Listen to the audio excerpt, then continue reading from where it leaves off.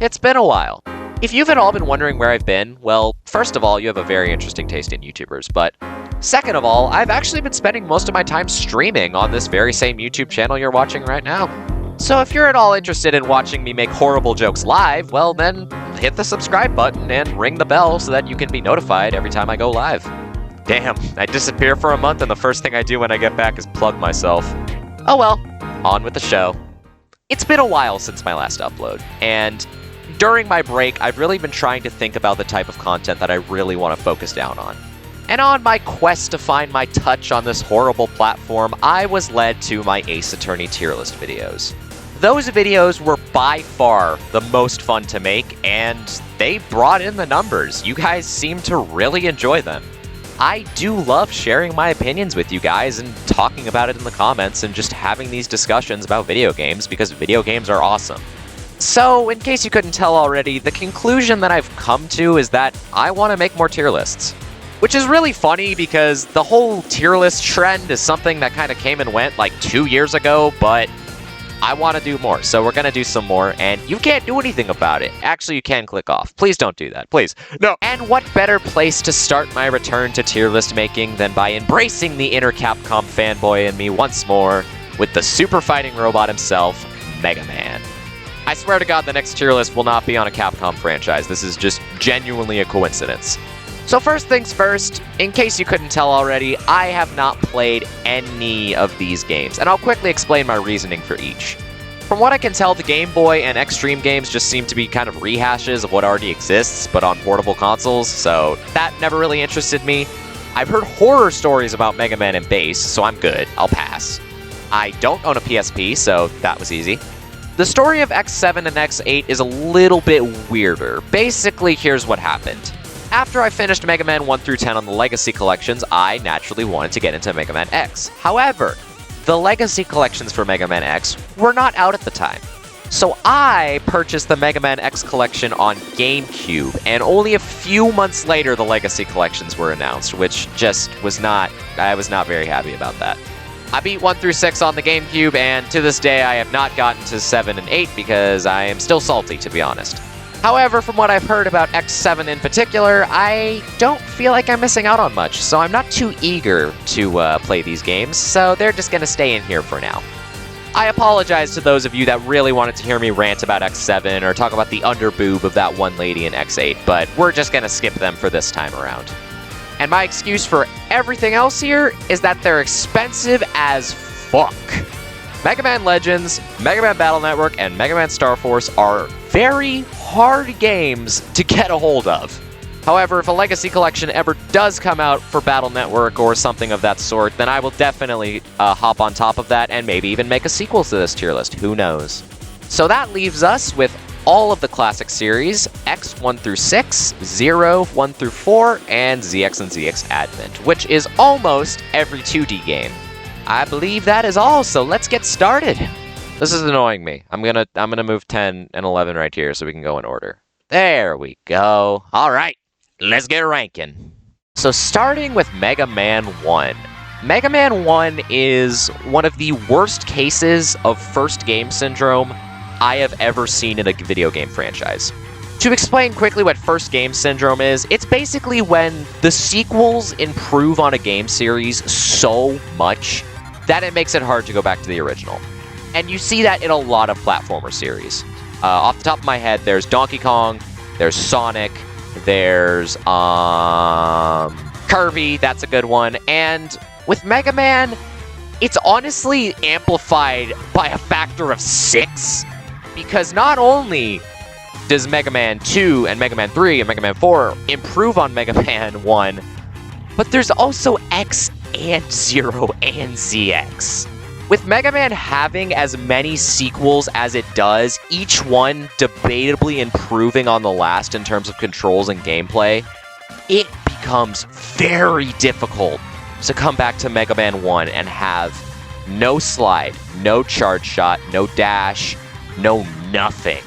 Now, it is still a fun game, but I'm ranking these games in comparison to one another, so I'm not saying Mega Man 1 is a D-tier game in general, but man, it's just compared to everything else, it just doesn't hold up very well, man. Now, of course, it is still the original, so I can cut it some slack, and as the first game in a franchise, it's pretty solid. It's one of the best NES games, in my opinion. And clearly the developers agreed that it was one of the best NES games because they thought the style was good enough to keep around even in modern day. But we'll get to that. Besides Mega Man being a little slippery at times, his controls are very tight and they're very fun. Jumping and shooting just simply feels good, what can I say? And of course it does have that classic factor. Everyone knows Cut Man stage and Electro Man stage and all that good stuff. However, it was also the start of boss rushes at the end of the game and the Yellow Devil, which are two traditions I wish would burn in a fire. It is a good starting place, but overall, I think in comparison to everything else that we're going to be seeing today, not very good, unfortunately. Next up, Mega Man 2, which feels like a much better starting point for the series. You still don't have the slide or the charge shot, but in general, the game just feels so much better in so many different ways. Fun fact, I started with the Legacy Collections, and I actually started with Mega Man 2, and I'm not honestly sure why. I just felt like it would be a better starting place, and I think I was right. I think I was 100% correct. Everyone knows the shot on the title screen, everyone knows the Wily stage theme, everyone knows Metal Man, everyone knows Wood Man. It's all so unbelievably iconic. However, I do feel like Mega Man 2 is horribly overrated. People say that this is the best game in the series, or at least the best classic game, and no, not even close. Not even close. Without the slide and the charge shot, it just feels worse than the other games, and that's not its fault, but again, we're comparing the games today, so I think it's also important to mention that I think the abilities were a lot more useful in Mega Man 2, with metal blades and leaf shields. That stuff was a lot more useful than anything in Mega Man 1, which felt more like gimmicks than anything else. This game also introduced Quick Man stage, which was brought back in X5 for no fucking reason, but I guess we'll get to that in X5, but why? That stage sucked. Why did they bring it back? I don't know. That was dumb. Now for Mega Man 3, which this might be the first truly hot take of the tier list. Mega Man 3 is way better than Mega Man 2. This game gave us the slide, which is obviously iconic at this point, and it's impossible to play a Mega Man game without it. Or so I thought, but again, we'll get to that. It gave us the slide, and it gave us Rush, who is also an incredible improvement. Rush Jet and Rush Spring are awesome. I never use the dive one, but that is not important. Those rush abilities are great. I know some people are going to call it cheesy to just rush jet past an invisible block puzzle, but those are not fun, and you know they're not. So it's honestly nice to just have an ability to skip some of the annoying segments. I am aware of the existence of the items in Mega Man 2 that allow you to do basically the same thing as Rush, but in Mega Man 3, it's a doggo. So I rest my case. Top that off with another solid lineup of Robot Masters with Shadow Man and Snake Man and Hard Man, and I don't have any complaints. The first boss I challenged in Mega Man 3 was Snake Man, and let's just say that's the last game where I ever didn't look up the boss order. I know a lot of people find the rematches against Mega Man 2 bosses pretty annoying, but personally, I thought they were kind of fun. And it made the game feel more complete, in my opinion, compared to most of these Mega Man games, which you can knock out in like an hour or two. It makes the game feel more whole, and I like that. It feels like a chunkier game. Once again, the music slaps, and yeah, it's honestly just an improvement on 2 in every way. Mega Man 4 is the start of the series getting a little bit samey, but it's still pretty good. This game finally gave us the charge shot, which is very nice and very appreciated. And I say that this is when it starts getting very samey, but at the same time, this introduced a lot of cool stuff that had never been seen before. That opening cutscene was fucking sick. Dr. Cossack is fucking sick.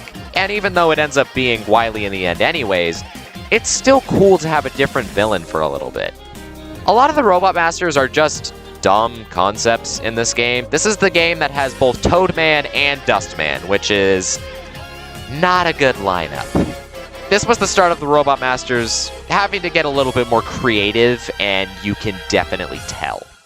However, it's still an incredibly fun game, and the upgraded controls by themselves put it above Mega Man 2 in my opinion. Mega Man 5 is probably the most average game in the entire series. It's good and it's fun, but it's kind of just more of the same. More than any other Mega Man game. And I know a lot of people complain about that. They're like, oh, there's 10 Mega Man games. They must all be the same. But honestly, a lot of them are able to make their own identity. But Mega Man 5 is just more Mega Man. Nothing else, nothing more. I need water. If you're watching this video right now, go drink some water. It's good for you. It's very good for you. I'm honestly struggling to think of things for Mega Man 5, though. Other than that, the Robot Masters are even more interesting than in Mega Man 4. This game has both Charge Man and Napalm Man, which are some of the most bold choices for Robot Masters in the entire series. Napalm Man in particular. What were they thinking? However, there are also some Robot Masters that I really enjoy, like Gravity Man, which had a very fun gimmick for his stage, and Starman, which was also pretty cool. The only new thing that they added with this game was Beat the Bird, which... Okay, awesome, cool. It is the living definition of average, and while it is fun, there's just nothing to set it apart, man, and that's just... I just can't place it any higher when there's literally nothing special about it. You know what game does set itself apart, though? Mega Man 6, which slaps. While Mega Man 5 introduced Beat the Bird, which added basically nothing to the gameplay, the Rush adapters are game changers. They are so fun to use, and once again, they break the level design a little bit, but I don't care. I think I'm noticing a pattern here. Just the more easy the game makes it for me to bullshit it, I just like it more. I think I'm just bad at video games. And the Robot Masters were very interesting this time around. They actually had a theme going on, which might be the only time they've ever done that, to be honest. Having it themed around countries from all across the world was just sick, and while some of them were a little questionable, it was mostly really cool. In case you guys couldn't tell already, controls are kind of everything to me. They're a very important part of video games in general to me. Also, my favorite series is Ace Attorney. No, but I mean, all of my favorite games are the ones that control the best, and that's going to be very reflective in the rest of this tier list, and it's already very obvious. I like good controls a lot. Games where it just feels good to move, big fan. Big fan. And now we have arrived at the very best classic Mega Man game with Mega Man 7. And the reason for this game being the best Mega Man game is very simple. It's just because it's the most like Mega Man X. Having 6 games back-to-back with the same art style gets very samey, and let's just say there's a reason they threw them all into a Legacy Collection, because it just feels like one long game. Whereas Mega Man 7 is the first true upgrade, I feel like. The new graphics, the new controls, everything is just nicer and slicker, and once again, controls better, which is huge for me. They added new characters, they added new upgrades, like Proto Man's shield, for example. The Rush adapters came back and they were better than ever. It just feels so much better to play Mega Man 7 than anything before it. And in terms of the classic series, anything after it, actually that's debatable. We'll see, we'll get to that actually, we'll get to that. The game can be a little easy at times, especially with the bosses. I haven't really mentioned Spark Mandrill Syndrome yet in this tier list yet, because I'm pretty sure we all know what it is pretty much, but to briefly explain, it's when the boss's weakness makes the boss nothing. It just invalidates him. That feels the most apparent in Mega Man 7, especially with, what's the one guy? The fucking cloud guy that you just hit over and over again and he just falls on his ass and then gets back up so that he can get up again and get smacked. That boss was dumb. I remember just being like, are you fucking kidding me? But honestly, the game is still so fun that I just don't care. I just don't care. It's awesome. The music is also really good. Shade Man in particular is one of my favorite songs in the entire classic series. Bass was also a really cool addition, and I really enjoyed his boss fights. And yes, it's Bass, not the fucking fish, Mega Man. And the fact that the game is so easy everywhere else makes it all the more confusing that the Wily fight is as bullshit as it is. I don't know what the developers were thinking when they designed that fight. I really don't. It is damn near impossible to beat the final Wily fight without as many E-tanks as you can possibly hold. And even then, it is like last hit. It is down to the wire. even with max E-tanks. It is almost impossible to hit Wily. It is almost impossible to not get hit by Wily, and Wily does incredible amounts of damage. It is every last bit of bullshit that it could possibly be. I love Mega Man 7, but that Wily fight was truly just unforgivable. It was awful. And I think that was a perfect segue into Mega Man 8, which I am not a big fan of this game, guys. I'm not gonna lie. It's weird because my reasoning for not liking this game very much isn't very good logic, but I just didn't enjoy playing it. If I could use one word to describe Mega Man 8, I would use the word annoying, because the game in general, in almost all ways, is just annoying. I don't really enjoy the graphics, I'm not gonna lie. I don't like the way that Mega Man looks compared to Mega Man 7. The whole game just feels more artificial? I don't know how to describe it. Please, if someone in the comments knows what I'm talking about, please tell me, because I want to find the right words for this, and I really just can't. Now, while the graphics thing is really hard to understand, I think that most people can agree that this game is really annoying to play.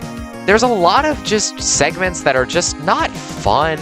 I remember Clown Man's stage being absolutely insufferable. The whole swinging thing with the electric thing is really dumb. Well, it's not dumb, it's just not fun. It's just there, it's just another nuisance. I don't know, man. I don't know. The shooting segments, and don't even get me started on the fucking slide, jump, slide. That bullshit, don't even get me started on that. That is, like, not even up for debate. I don't think anyone can tell me that those stages were not awful. And another thing that I think people can't argue is the voice acting. Although that one, I'm not gonna bash as much because it's hilarious. I know a lot of people will automatically point to Dr. Light with the that's a good question bullshit, but there's honestly a lot of other gems that people don't talk about enough. A perfect example of this is Frostman. Listen to this, dude. Freeze! I'll crush you! I will beat you! Overall, I don't have the best reasons for disliking Mega Man 8 as much as I do, and I'll be the first to admit that, but the fact of the matter is that I did not have fun playing this game, and it just irritated me. And I'm sorry to the Mega Man 8 fans, but it just irritated me. Next up is Mega Man 9, which is of such a weird game. It is so interesting that this game exists in almost all ways. The fact that the next mainline Mega Man game after a very long hiatus was a digital-only return to 8-bit that gets rid of the slide and the charge shot is so strange. I've heard a lot of people praise this game, and it is very good, and I'll get to that in a second, but me personally, regardless of how good the game is, I am not a fan of returning to 8-bit like this. If it just went back to 8-bit by itself, then I may be able to forgive it, but the fact that it gets rid of the slide and the charge shot just makes it all too obvious that it wants to be Mega Man 2, and the fact that it's so blatant honestly hinders my enjoyment of the game. It is very obvious nostalgia pandering at its finest, and it's honestly sad to see the series just digress like this after Mega Man 7 and 8 even were starting to progress the series finally. Even if I didn't enjoy Mega Man 8, I will admit that it continued 7 and continued to add new stuff. Some of it wasn't good, but it was still evolving the Mega Man series. So to start from square one for the sake of nostalgia isn't cool. The novelty wears off really fast, and you realize that you're playing Mega Man 9, and it looks like Mega Man 1. But I guess that's enough of that. I'm not a fan of this. But the game itself is undeniably incredibly quality. While Inti Creates did digress the series immensely, they made the absolute most out of the tools that they equipped themselves with, creating one of the most stellar boss lineups in the entire series, and to that extent, one of the best weapon lineups in the entire series. I'm just going to say this right now, Mega Man 9 has the best sub-weapons in the entire franchise. even more so than any of these. The sub-weapons in this game are fantastic. The homing bees are fantastic for grabbing items or sniping something that's out of reach. The black hole is incredible for sucking smaller enemies up, and the diamond shield is the best shield in the entire series. What this game doesn't have in movement, it makes up for in sub-weapons, and that is why it still gets B tier, because it is still incredibly good for what it is. While Mega Man 9 reminds me a lot of Mega Man 2, Mega Man 10 reminds me a lot of Mega Man 3. I just said Mega Man like 6 times in that sentence. Jesus. But yeah, as I said, Mega Man 10 feels like a massive improvement to 9, much like 3 is to 2. Unfortunately, it still doesn't have the slide or the charge shot, which is a shame, but in a lot of other ways, it's a lot cooler. While the boss weapons aren't as sick, a lot of the stages are a lot sicker, such as, funnily enough, Sheepman. While Sheepman has been memed to death because he does look ridiculous, and the fact that the sheep is the basis for a Mega Man Robot Master is hilarious, but his stage is very creative. And then you also have people like Strike Man, which is a whole stage based off a soccer field. That's really cool. Mega Man 9 and 10 also added Proto Man and Bass as playable characters, respectively. Which is a really nice change of pace, even though I wish Proto Man wasn't made of glass, but I digress. Overall, Mega Man 10 is really fun, and it reminds me a lot of Mega Man 3, which is a good compliment. However, that's not the end of the classic series, because just a few years back, we were blessed with Mega Man 11, which reminds me a lot of Mega Man 7. So I guess you would call this tier the Mega Man 7-11. Let's go! Joke complete! Let's fucking go! Comedy, baby! No, but in all seriousness, this represents where I want the series to go. Not Mega Man 9 and 10. Mega Man 7 and 11... yes, that made me chuckle, shut up. Really represent where I want the series to go into. I don't want this series to digress for the sake of nostalgia. I want it to push forward and evolve. And I know some will say, oh, that's what the point of the X and Zero series is, but no. These games prove that Mega Man Classic can evolve by itself, and when it does, it surpasses everything else that came before it. Just like Mega Man 7, the graphics are very nice, and everything new that they add, for the most part, lands. Once again, you have a whole new lineup of upgrades. You have a new gimmick in the gear system, which is very fun to use. And you have controls that by themselves put this game above everything else, and it's not even close. Once again, this game has a very stellar lineup of boss weapons. The rock is really good, the bouncer's really good, all very solid stuff, and it really adds to it. And the charged up special weapons that you can use with the gear system is also really cool. My big complaint with Mega Man 11 is that the stages are just a little bit too long, and it's honestly very stressful. I don't know if I've made this obvious at this point, but I'm not the best at Mega Man games. I really do love them, but that doesn't mean I'm good at them. And Mega Man 11 stages drag on for a very long time, like significantly more than every other classic game. And when you only have 3 lives, that becomes very stressful very fast. Because what would normally be the end of the stage in any other Mega Man game is like not even halfway point. It's like the 3rd way point in Mega Man 11. And you have to make through all of that, and that is very stressful because this game is not any easier than any other game. However, there is a lot of mastery to be had with the gear system and all that jazz, so it's not unfairly difficult. Although it does have to be said that all of these games can be a little bit unforgiving at times, and that's undeniable. But overall, these games do represent what I love about classic Mega Man, and I do hope that Mega Man 12, whenever it exists, doesn't go back to 8-bit, for the love of God. But I don't know about you guys, but classic Mega Man is not the reason why I love this series so much. The real good shit starts with Mega Man X. Let's fucking go. Automatically, Mega Man X is better than every other classic game, and quite frankly, it's not even close. And that can be explained with one word, and I'm pretty sure you know what it is, so let's all say it together. The controls. Mega Man X has a dash. The end. But in all seriousness, the combination of dashes, wall jumps, charge shots, everything feels so good that it makes it very difficult to go back to classic Mega Man.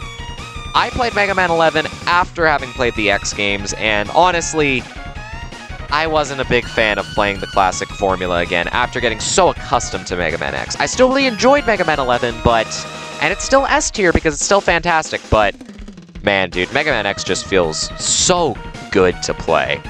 I was just talking about how I love when this series can evolve, and well, that's what Mega Man X does. It evolves the Mega Man formula in every way. It's a grittier story, it's better graphics than ever before, and the music is godly. I'm just gonna say this right now, Mega Man X is the best Mega Man soundtrack in the series, and it's not even fucking close. The intro stage theme, Storm Eagle, Spark motherfucking Mandrill, oh my god, don't even get me started.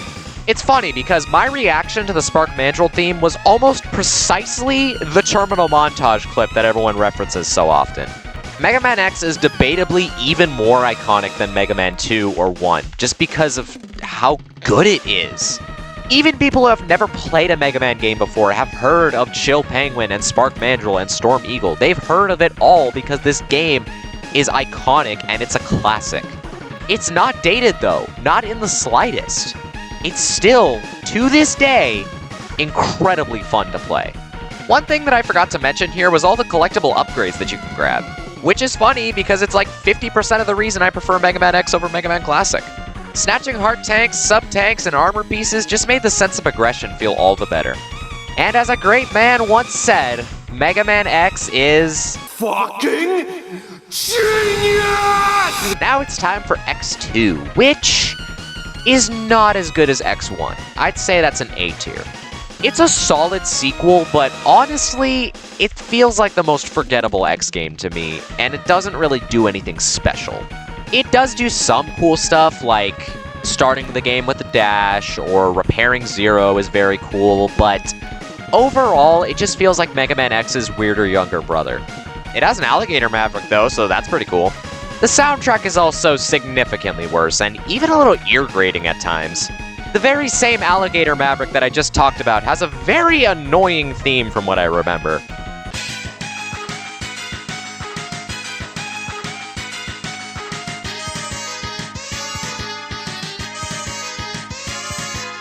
But regardless, X2 still gets the top of A because automatically most of these X games are going to be better than the classics. Now for X3, which I think is horribly underrated. I think a lot of people think of X3 as I do about Mega Man 5, and I think that's a crying shame because there's a lot of good here. Unlike Mega Man X2, I feel like a lot of the new upgrades in this game are really cool. Things like the air dash and a giant-ass charge shot are really cool and it's really fun. However, the implementation of Zero was very half-assed and very poorly done, and the true Zero gameplay wouldn't start until X4, and we'll get to that. Yeah, X3, I don't really have any complaints. I think it was really fun, and I don't think people talk about it enough, personally. I understand why this game was lost in the scuffle, though, and it's because of its release window. It released near the end of the SNES's lifespan, and for a very expensive price from what I've heard, and then it had the PS1 version, and yeah, it's released in a very strange period. So I know why it got lost in the scuffle, but I think it deserves better. I honestly do. And Toxic Seahorse's theme is a banger. Now onto Mega Man X4, which we just keep topping ourselves because this was a new high for the series. As I'm sure you guys have gathered at this point, the word of the day is controls, and Mega Man X4 controls like fucking butter. The new high 32-bit graphics are gorgeous, and it really makes the movement feel all the better. Before I even talk about Zero, I'll just say that X feels better to play than ever, and it's awesome. It's great. All of the armor upgrades make him even more fun, and they're honestly super broken, but I'm okay with it because it's really fun to mess with. And this game would still be the top of S tier, but it just had to keep topping itself. So this game lets you play fully as Zero. The reason I'm willing to look past X being so broken in this game is because playing as Zero is the perfect way to play this game. Everything just seems to balance itself out perfectly, and the challenge is just right. Dashing around and sabering everything is just so fun, and getting more upgrades with every single boss is even sicker. All of this combined makes Mega Man X4 one of the most replayable games in the entire franchise for me. I'm not usually one to replay games, I usually just finish it and then I'm done, but I replayed X4 3 times, I'm gonna be honest. Once with X, once with Zero, and then once with Ultima Armor X, because it's just that good. I didn't want to stop playing X4. I will admit that the story is very cheesy, much like Mega Man 8, but I'm willing to look past that just because of how good the gameplay is. And this game is home to my favorite boss in the entire series, that being Magma Dragoon. A giant robotic fire dragon that does Street Fighter moves. That's all I need to say. That's it. That's all I need to say. Moving on from that, I am once again out of breath, but we're gonna move on to Mega Man X5, which, I'll place it here, I feel like. This was originally supposed to be the conclusion to the Mega Man X story, and as that, it's actually pretty good. Having Zero sacrifice himself so that X can carry on his legacy is really sweet, and I like it. I like it a lot. Gameplay-wise, it's a big step down from Mega Man X4. And that ultimately comes down to the level design, because the controls are the same, but the stages just simply don't flow as well. There's a lot of that Mega Man 8 energy of just having gimmicks that aren't fun, and especially in Mega Man X where you have to revisit the stages to get upgrades, it's not a fun time. I think X5 gets a little bit more complicated than it needs to be, and that's to its detriment. Things like the time system and the upgrade system are good, but it just feels like it needlessly complicates the formula that was perfectly fine before. And while I do understand that in a series with so many games, you do need to try and mix it up somehow, it feels like the mix-ups were to its detriment this time. The Falcon armor is pretty fun for what it is, if not a little bit broken, but I still prefer the 4th armor personally. On a completely unrelated note, the original names for the Mavericks are absolutely fucking hilarious. There are few names on this planet that I enjoy saying as much as Duff McWhalen. That is Duff McWhalen. Duff McWhalen. Duff McWhalen. I love it. Overall, still a fun game that I put in B tier, but it is a major step back from X4 in my opinion. I keep running out of breath because I'm talking so fucking fast, but anyways... the talking fast thing is not going to change because now we have Mega Man X6. To put it quite simply, Mega Man X6 shouldn't even exist.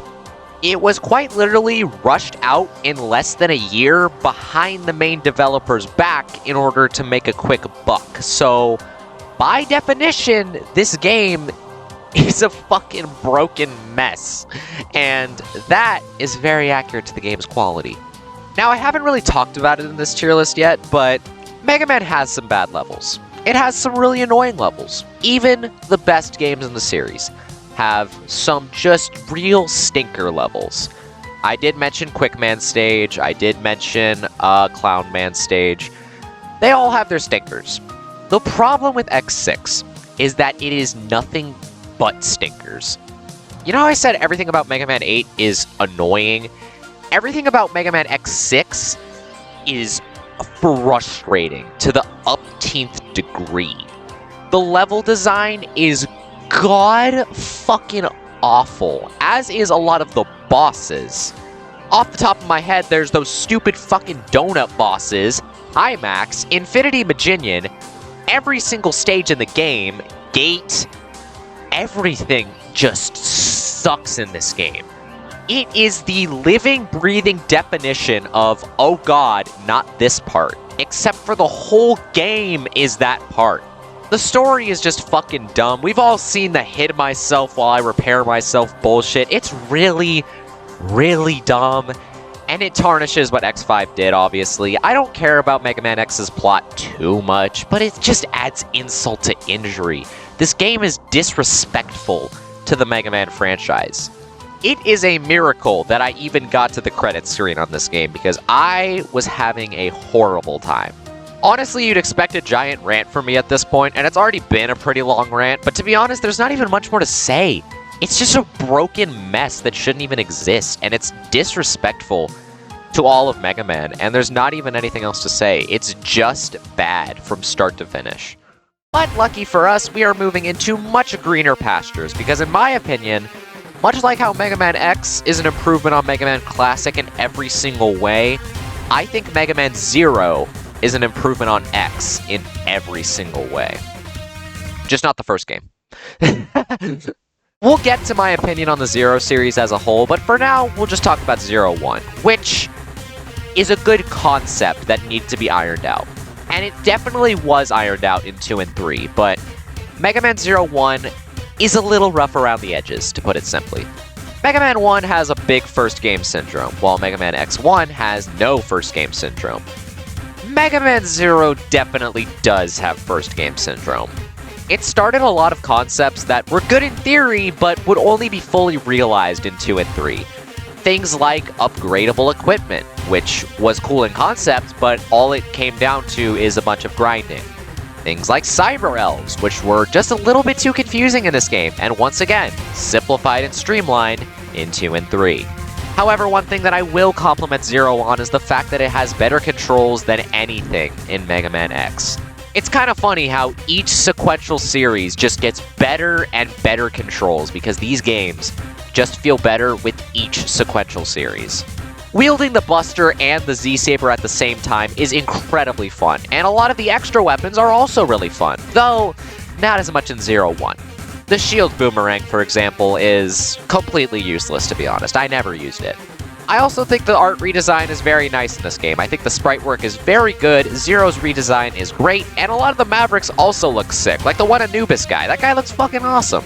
You know, now that I'm looking at the games in B tier, it's better than X5. It does have a lot of issues that would need to be ironed out, but it's still really fun at the end of the day with just the way that Zero controls and the graphics and all that stuff. It has some issues, but so does X5, so I'd say top of B, top of B.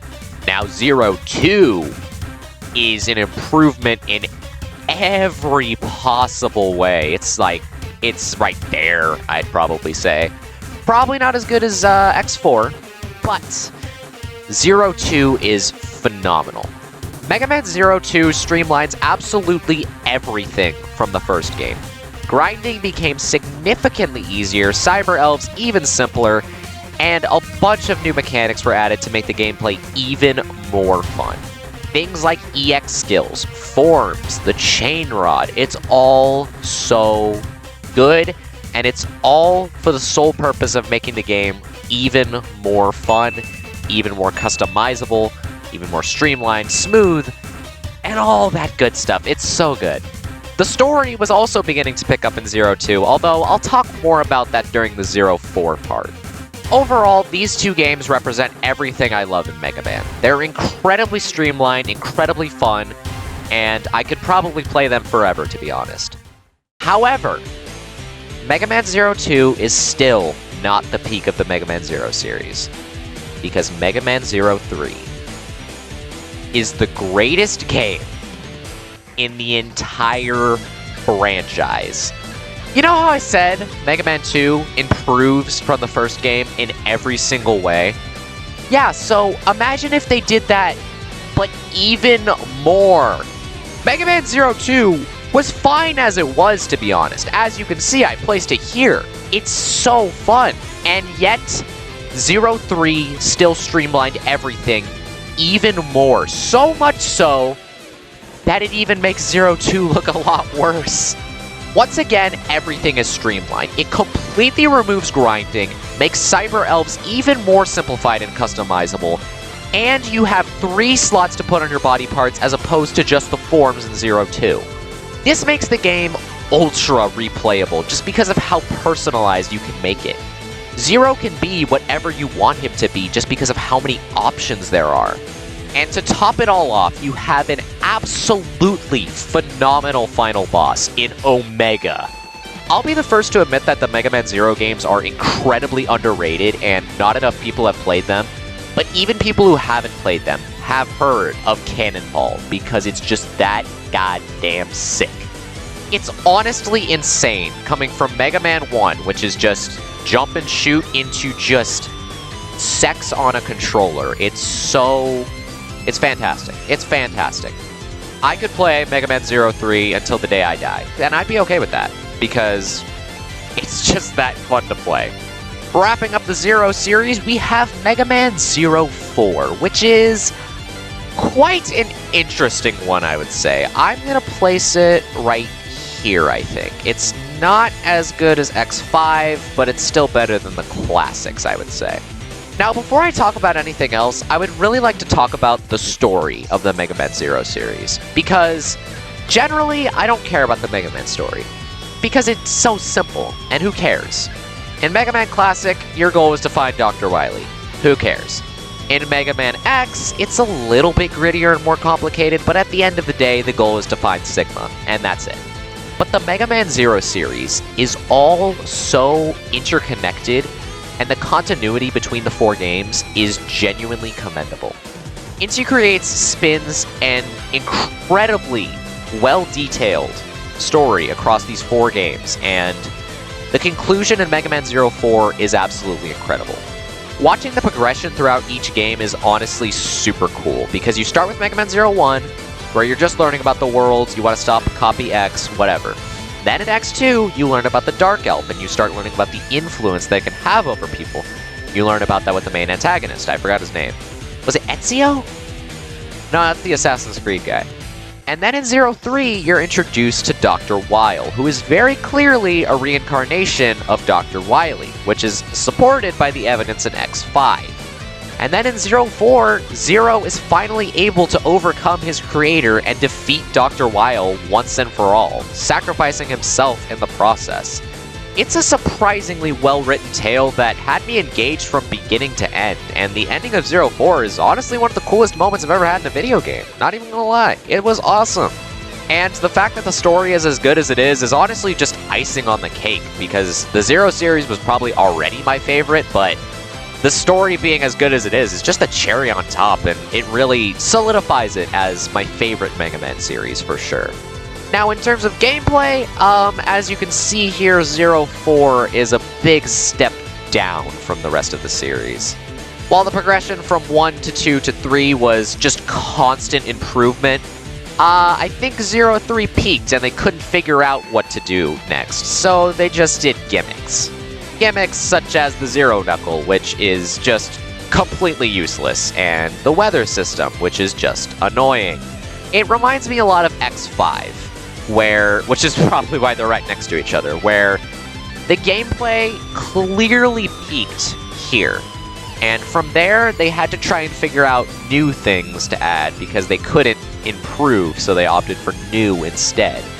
And those new things kind of drag it down just a little bit. However, it still did have a lot of the improvements that 03 added, and for that, I'm actually going to move it right here, I think, because I still think it kept some of the improvements, obviously, from the future games, so that probably still makes it better than 01, I would say. Alright, we're almost done. Let's move on to Mega Man ZX, which, that's an A tier for me. But like the top of A tier, because gameplay-wise, Mega Man ZX is 05, and I'm pretty sure anyone that has played it agrees with me there. Story-wise, it is completely separate, and it honestly just goes back to being incredibly basic and boring, but honestly, again, I don't really care if the Mega Man story is good or not. It's just icing on the cake if it is, so it's not a major complaint for me. But yeah, the story is really lame in comparison. Gameplay-wise, Mega Man ZX is not as good as 0, 2, and 3, but it is still better than most of the X games. The model system is very interesting to play with, and a lot of the models are very fun to use. Model H, Model P, Model L, all very good. The only one that I really didn't like out of those 4 was Model F. The Metroidvania design is a little confusing, and that's mostly because of the map being as dog shit as it is. But overall, it wasn't the worst thing in the world, because at one point you were able to just learn the map layouts yourself just by playing, so you kind of just learn to ignore the map because you just learn it yourself. My only major complaint with the Metroidvania design is the constant backtracking is pretty annoying. When you're like me and you want to do as many side quests as you possibly can, you are constantly running back and forth between the same areas, just trying to go as fast as you can with Model H, and it's kind of annoying at times. However, I will admit that's a me thing, and if you just want to play the main story, then it's probably not as bad. I think the model system was a very good way to give this series its own identity and separate it from Zero, and I think it comes out very well. It is a very fun game. However, there's nothing that makes it so special that it should go in S tier in my opinion. Alright, last game, Mega Man ZX Advent, which reminds me an awful lot of Zero 4. In fact, probably there, to be honest. Much like Zero 4 and X5, ZX Advent opts for new over straight improvements, and in this case, it is very much to its detriment. The game says, whoa, look at me, I have all these cool forms, and forgets to mention the fact that almost all of the new forms that they add are not fun to use in the slightest. Almost every single boss transformation is simply a key to a puzzle, and I almost never found myself transforming to them unless I had to just to unlock the door. And on that topic, I didn't really like controlling Model A either. I opted for ZX anytime I could after I unlocked it. For technically being under the series that prides itself in the Z-Saber, it makes Model A not as fun to play, especially when you can unlock forms that do use the Z-Saber, so it's not like the level design wasn't made with the Z-Saber in mind. The story is kind of interesting here. Ash is a fairly decent character, and the whole Albert thing is kind of interesting, but at this point I honestly just stopped caring. This game also had voice acting for some reason, which was just as bad as it always is, so I guess that's at least consistent. Has there ever been a Mega Man game with good voice acting?